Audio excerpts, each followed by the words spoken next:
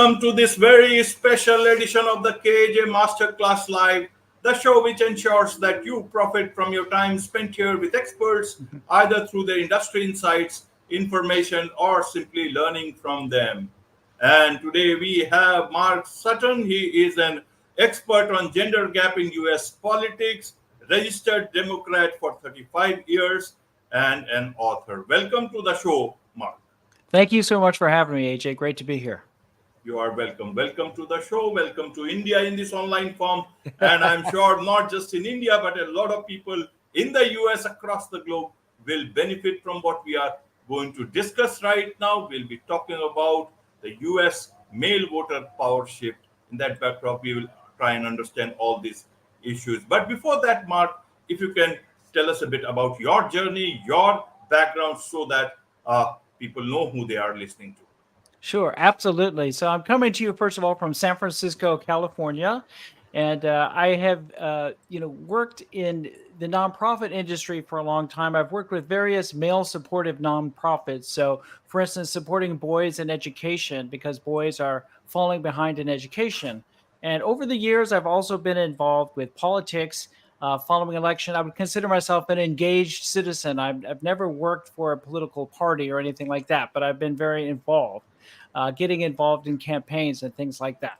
So as I started to study the Democratic Party, I realized, for instance, our party platform was not focusing on men's and boys' issues at all. And it was focusing exclusively on women and girls' issues. Now, of course, and I always say this very frequently, I support women and girls, and of course our government and any political party should support the well-being of everyone. But what I realized was the Democratic Party really wasn't doing a whole lot for men and boys. So then I said, okay, well, let's look how the voting has gone. And lo and behold, for the last 40 years, there's been this what's called the gender gap in voting in American politics, where the Democratic Party is getting a higher percentage of the female vote and the Republican Party is getting a higher percentage of the male vote.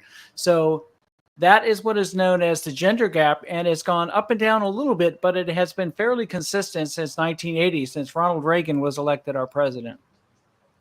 Right, Mark. So we will come to all these issues. We'll also talk about your book, How Democrats Can Win Back Men. We'll come to that. But first, in these forthcoming elections, in the next few days, who do you think will win? As of what do you see from here where you are sitting at? Oh boy, this is I gotta say the closest election I think I've seen, and the last two have been pretty close, where it comes down to a few states. So before I give you a final answer, let me just hedge my bets a little bit here. There are 7 swing states in the United States. So I don't know if your listeners are familiar with how the United States works, but when we have a presidential election, each state gets a number of what are called electoral votes. And if the state is very heavily Democratic or very heavily Republican, it's pretty clear that state's electoral vote is going to go one candidate or the other. For instance, I live in the state of California, the largest state in the United States. We have the most electoral votes, and they're going to go to Vice President Kamala Harris. She's going to win California. There's no question. She's going to get all the votes. So there are 7 of our 50 states that are going to be what are called the swing states. They're tied, and we don't know. So the most important thing is to look at those states. Now, this is where my research from my book comes in. If you look at those 7 states last time, in 2020, they were all very close. But in each state, it was the same pattern. Republicans won the male vote in each of those 7 states. So that's why this year I've been happily surprised. At least the concept of the male vote has become a news topic. I'm the only one who wrote this book this year, by the way. But there's been a lot of talk about the gender gap and male voters this year. I'm very happy about that. At least that the topic is coming up. So who do I think will win? It is so too close to call. I'm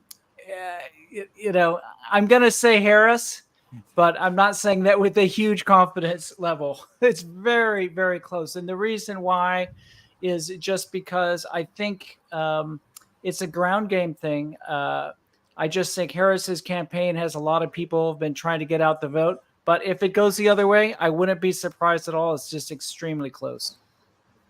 Right. So let's look at it this way. If Kamala Harris wins, will it be because of more female voters voting for her? And and is it because of that and not because of policies here? And if Trump wins, is it because more male voters voting for him and not because of his policies? How do you look at that? And what is this percentage of people, if you can tell, who have left the Democratic Party and gone to the other side? Okay, those are really good questions. And what motivates a voter? Is it more image? Do they feel that do men feel that Trump is masculine and macho? I mean, when he had that horrible incident where he was almost assassinated, which would have been so tragic. Unfortunately, that didn't happen. Although a bystander, unfortunately, was killed. But that made him look strong when he stood up. It was people almost thought it was staged because he looked so strong when he stood up in front of the flag and things like that. Different things motivate different people, and it's hard to know 100% for sure. In terms of the numbers, roughly speaking, the Democrats are going to win women, I think, by roughly about 14%, give or take a couple points. And I think the Republicans are probably going to win men by about 10 points, give or take a couple points. But it's those give or take a couple points that makes all the difference, right? It's those couple points on the margin, one way or the other, that is going to make the difference. And then who can claim credit for a victory or loss? It's it's funny. I wrote this in one of my blog pages. If Harris wins, they're going to say, "Oh, women helped her win." If Harris loses, they're going to say, "Oh, it's men's fault." They're going to, we're going to be blamed if she loses, and we don't get the credit if she wins. So we just can't win. But I would say if the percentage of men who vote for Harris is pretty good, then you could probably say that men helped her win. If the men's number is actually pretty bad, but the women's number is the highest of all time. Right now, the highest women have ever voted for Democrat was actually President Bill Clinton's second term in 1996. He was plus 16 among women. That's the highest any party has ever been among female voters. So if they get something like that this year, then it's possible to say that, yeah, you know what? I think women really helped push Harris over the top. But it takes everyone. Every single vote matters, no matter who you are. Every single vote matters. So let's understand this way. I'll come to the book, but I want to understand it a bit of nuance about all these things. Is that in terms of men, why are they leaving Democratic Party? And in terms of women, why are they joining, or looking much more favorably towards Democratic Party? I want to understand this. And on the other side, is MAGA the main reason that more men are getting on the other side? I want to understand that nuance from an outsider point of view. Yeah. So let me say this about, first of all, men in the Democratic Party and why many men have left. In fact, the original title for my book, I was so frustrated with the Democrats for ignoring men's social issues. I was going to call the book "A Man Without a Party," because that's how I felt. And then actually that phrase resonates with a lot of people in the United States. They don't really like either party, but a lot of the men are leaving because their issues are being ignored. Their issues are not being acknowledged. And, for instance, the United States, men now die 5.9 years earlier than women. Yet we have 8 offices of women's health and nothing for men's health. And what's further, if you look at the Democratic Party platform, so every 4 years, our major parties that come up with a platform, that's a list of the things that they believe. If you look at the platform this year, the word women is in there 82 times. The word men is only in there 4 times. And those 4 times, 3 of them are in the phrase men and women. The 4th time is a sentence about how Trump hired more men judges than he should have, which is, maybe that's a fair point. That's fine. But if you have no instances of issues for supporting men, the fact that they die earlier, the fact that only 40% of college students are male, the fact that 93% of people in prison in the United States, a country with one of the highest incarceration rates, are male. There's something called deaths of despair, opioid overdose, suicide, and deaths from alcoholic liver disease. Those deaths are overwhelmingly male. And in 2022, we had over 130,000 men in the United States die of these totally preventable deaths. It's super sad. And, the Democratic Party will never, ever acknowledge the issue that men have. They might talk about a subset of men. They'll maybe talk about gay men. So they supported gay marriage, right? They might talk, at the last second, about a week ago, Harris came out and said, oh, let's do an economic opportunity for Black men.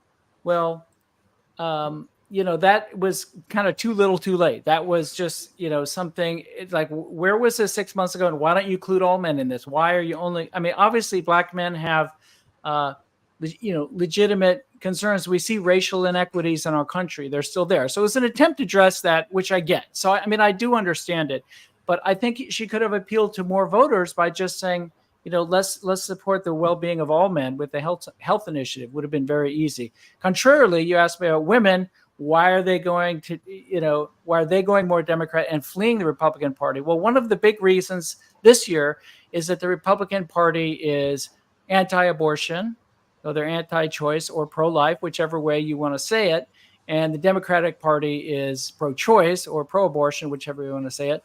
And so a lot of women, the majority of women fall into that category. So right there, you're going to do that. But again, as I mentioned with the platform, the Democratic Party addresses women's issues consistently, and a lot of them. And you know what? That's great. There's a lot of, I want all the women and girls in my life to have the support of their government, and they should have that. But we should also have the same for our men and boys. And I think there's this false assumption, which is known as the apex fallacy, which is that since all presidents have been men, that means we don't need to help men and boys because all the presidents have been men. So obviously they're doing fine.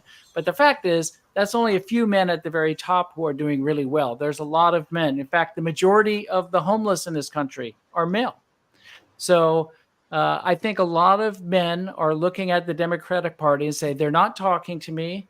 They're pretending I don't have any problems. They're not offering any solutions for like specifically male problems. They have some good, a lot of people like some of their economic ideas. And so that helps everyone, including men. So it's not that the Democratic Party doesn't do anything at all for any men ever. It's just that they're not focused on men as a group. And when you don't feel heard, it's harder to get that motivation. Right. So this is a historic problem. It's been happening since quite. But now, how should we look at it? Is it because you have a presidential candidate who is a woman? Again, it's a historic moment in that history. Yeah. In the history of, North America, it would have been, but, Mexico took that lead few months back. Yeah, But if you look at it, the issues of women empowerment, should we look at it that Democratic Party is moving along with the times and trying to answer that call of women's empowerment? And then you have got a women presidential candidate. How should an outsider look at it from that point of view? Yeah, absolutely. And that goes without saying, I guess, that, since you have a female candidate, there are going to be a lot of women who are going to vote for it. There's still some women who are going to vote for Trump, even though there's a female candidate. But absolutely, the Democratic Party has done a great job in supporting women and having more women in leadership roles. That's a very legitimate and important issue for our country. And so it's great and that's one of the reasons I'm been a registered Democrat for 35 years. I want to see the balance. And this is one of the tricky issues, I think, AJ. You want to have a broad representation. Ideally, if you looked at Congress and our representation and the White House and things like that, you would ideally like to see a general reflection of the population in those positions, right? But at the same time, in any individual position, you have to let the best candidate, regardless of who they are, win the position. And so that is sometimes a little bit of a tricky balance. So something that happened this year that was just unique because the fact that Biden dropped out at the last second and Harris stepped in, it turned out that, she didn't have to go through the whole primary process. I mean, she was already on the ticket as the vice president with Biden as he went through the process. So by proxy, she was kind of voted for, but she herself didn't go through that process. So that was something that was unique in this election cycle.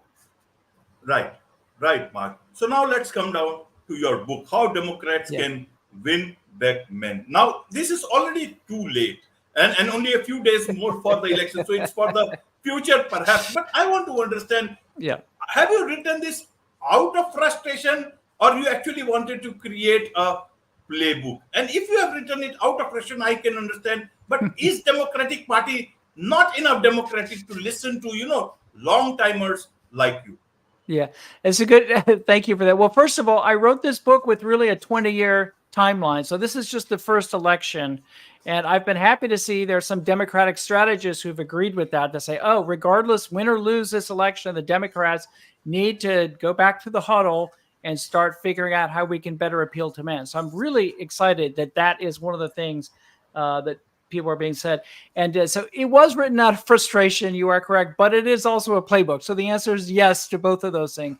And I have shared this with members of the Democratic Party in Washington D.C., here in California as well. I've sent copies to a lot of people, and it's been shared with strategists and people like that. So the word is starting to get around, and there are starting to be others who are starting to chime in with some sort of similar messaging.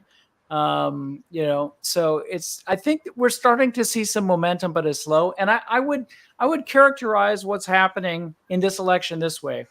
The good is the importance of male voters has been made evident, and it's become a popular item where a lot of outlets are talking about this. However, if you understand the subtitle of my book is Why Understanding Male Voters and Their Issues is Vital for Democratic Victory. And that's the part that the party has not done so well. They realize they need the male vote. They're trying to get the male vote, but they haven't been really focusing on the issues, like I said, not very well. They do something that I call man washing, which is, they have Tim Walz with the gun, and I'm originally from Minnesota, so he's the governor of the state that I used to live in. But I call that man washing, where they just show a guy with a gun or they show him with his football team, and that's great. It's great that he is a man's man and he likes to hunt and he likes to play, coach football.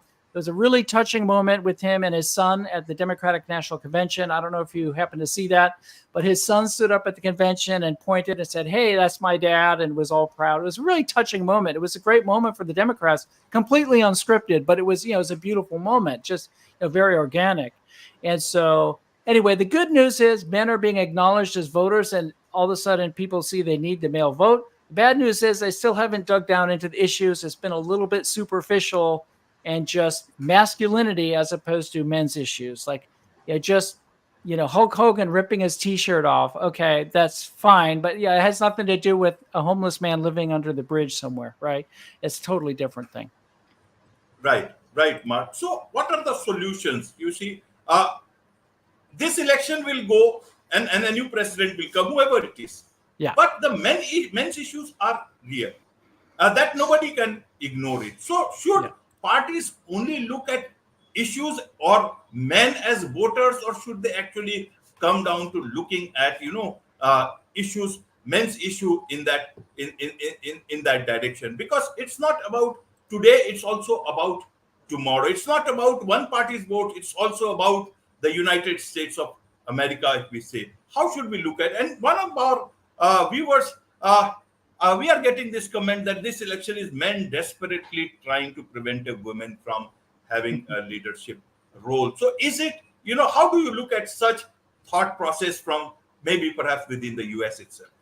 Okay, so I'll answer your question first, and I'll get to the comment. So I write in my book, How Democrats Can Win Back Men, that it's a two-pronged thing. First of all, any political party should focus on men because it's going to help them get better votes. But second of all, any political party should also focus on the well-being of men and boys because that's better policy and it makes better society. It makes everyone in society better when men and boys are doing better, even women. So for instance, say you're a woman and your son ODs on drugs. That's going to be horrible for you. Let's say, you're a woman and your son goes to jail because he committed a crime. because he did, something in his upbringing, wasn't supportive enough, and despite your best effort, those sort of things will help everyone if there's less crime and better health, better educational outcomes, etc. And then, as far as your commenter saying, "Oh, is it just people who don't want to see a women president?" I'm not going to say that there's nobody like that in the United States. I can't. I mean, we're 300, not as big as you guys, but we're like 380 million people now. Um, there's people who don't like others for all sorts of reasons, and there probably are a certain number of voters who may be less likely to vote for a woman, but I think that number is getting smaller and smaller every year, and it's certainly not the majority of people. I don't think it's not most people. I think that's a small minority of people. Right, right. So, after the elections, how do you think they can actually get down to addressing? Because men's issue are real, women's issue are real. And how do you then address it? Should the government then forget about being a Democrat or a Republican president and actually look at the issues? When we are talking of men's issue, then Yeah. what are these main issues, and how can we Okay. actually? Because I keep on talking to a lot of veterans, even there the suicide rate is quite high.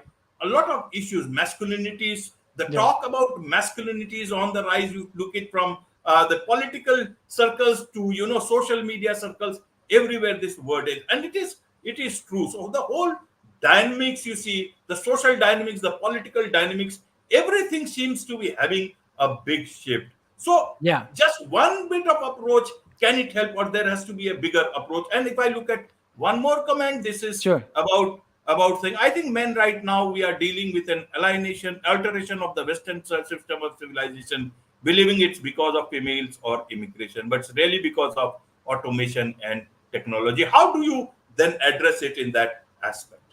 Well, that is definitely true for a certain population. That's a good comment. Thank you for your comment.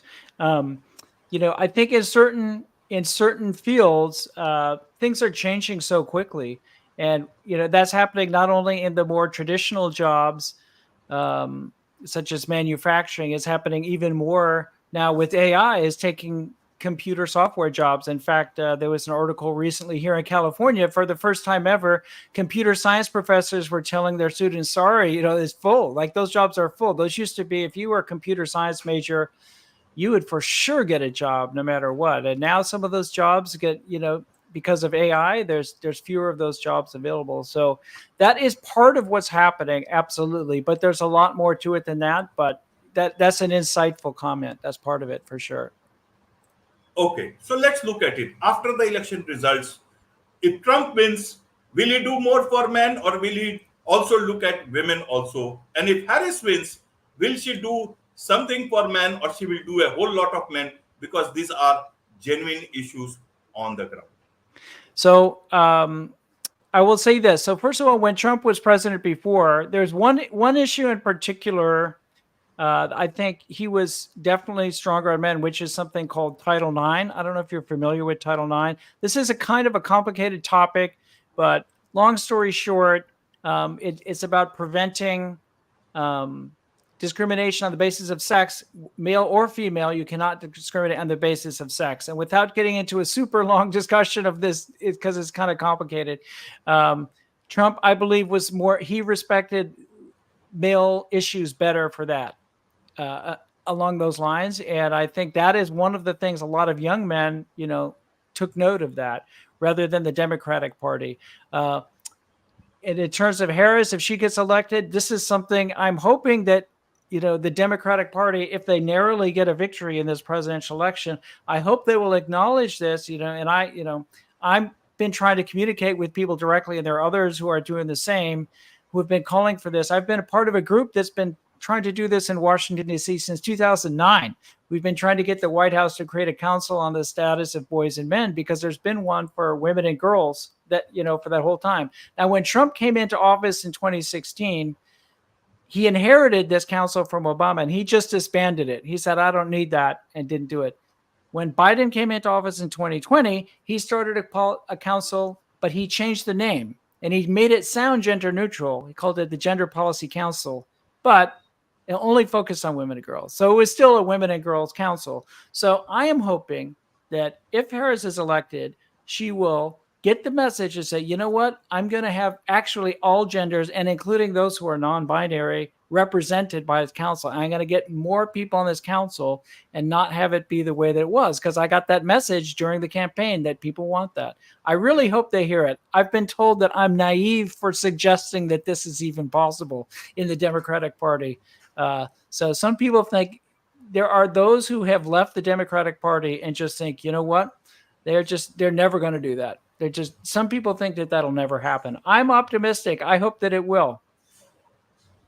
You are optimistic, I hope. So we will come to know about these answers in the next few days. There is much to learn about, any political system, politics of any country. But this has been a great, understanding for all of a lot of Indians are there in the US, and a lot of everyone of us is also watching what's happening in that part of the world. Be that as it may, there is so much to learn about all these things. And so a lot of people would like to learn more from you, about your book. What is the best way for them to connect with you, Mark? Sure. Go to my website. It's Mark, MARK Sutton, SUTTON.com. Mark-Sutton.com. You can link to my book, which is available on Amazon. You can link to my Substack. I have a Substack called Men in the 2024 Election, where this is exactly the thing that I'm laser focused on, because I think it's so fascinating. And you can shoot me an email. I'd love to hear from you. So that's the best way to get a hold of me. Wonderful, wonderful. We'll tag you, and we are also on Substack. We will certainly add you there as a contributor on this particular thing. With this, it's a wrap on this very special edition of the KJ Masterclass Live. Thank you so much indeed for joining us. Thank you.